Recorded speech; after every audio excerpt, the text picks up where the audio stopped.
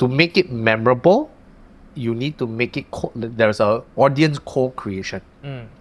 When they feel like they're involved, it's more meaningful and memorable. Oh my God, yeah, this is exactly. Oh my God, you are giving me so many ideas for my next DJing thing. Right? Because I remember back in the day, there's this basketball. I'm like super non-athletic, as you can already tell from my body size, right? But a lot of my friends are obsessed with basketball, and there's this like alternative basketball. I don't know, like people in the comment section comment slam me one. Maybe it's called N1 or something like that. N1, yeah. I think you definitely know it better than me, but Does this still exist? I remember back in the day, I remember N1, but I'm not sure now. I don't know. But like you can literally involve the audience, you know, like you want to do a trick and you can pass to the audience pass it back to you, and then you do a crazy slam dunk, you know. And that could potentially be something that we can elevate, like a DJ performance. Like you're DJing, right? And suddenly the audience has a thumb drive, and then you start doing a co-production or co-performance with the person, and then it just adds to the whole entire experience. Yeah, similar to like how Taylor Swift does it. So I think back in the day, I think it was Diddy. They did a live stream, right? This was easily 10 years back. I think when he was producing the next album, he would sort of get fan engagement. So, example, he would play, hey guys, should I do track A or beat A or beat B? Before IG poll, he already did it. Right, or something like that. Yep. So, different people could then vote and comment. But what that does is it makes you feel like, hey, I chose beat B for this final song. And if you're smart enough, obviously, 50% will always feel alienated, right? So if you make enough choices, eventually everyone has a say. Yes. When the album comes out, you feel connected to the album because I was part of that. Part of one of the many processes. Yeah. So that's how the emotional connection. So same thing in your set. How do you make people feel like they contribute, you know?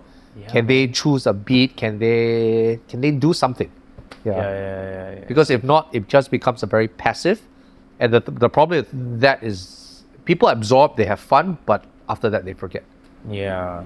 I think especially in the age of the musician, right, where we are so I've created this work, I've sacrificed like decades of my life to present this work, right? And then somebody downstairs will be like, hey, can you play some Lady Gaga or can you play some Titanium or whatever? Then you just like, what the fuck, you know?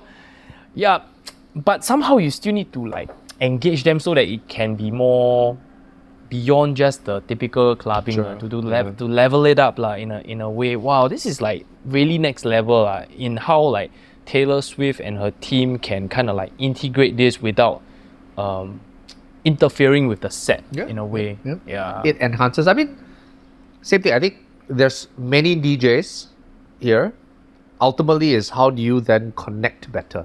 Yeah. I think it's not about the performance. Performance, everyone has a different style. Yeah. But then it's how do you connect better, make it more meaningful for the audience. Yeah. Right? And that is the part where if you do it consistently, then that becomes your brand experience. Then people will come back for just that. So like the Anima thing that we were talking about, he's created this whole world that people come into that world, right? Yeah. So instead of just performing yet another set, what else can be different than, wow, I have to come back for DJ LENERD stuff because it's you, you know? That's the element that you have to crack. Damn. Wow. I'm getting like so many ideas, man. Wow, this is perfect, man. Yeah. Really, experience is everything because like, you know, everybody is like complaining that clubbing is dying, me included, right? But have we dived into the reason why is that so? Because, you know, I mean, as an experienced creator, curator, right, you are like constantly leveling up your craft, right? But clubbing has remained the same for 50 years, 35 years, you know. And I think it's also partly because of the artist's ego or bias. Like, for example, before we started this podcast, we were talking about how TikTok and short form content has revolutionized everything, right?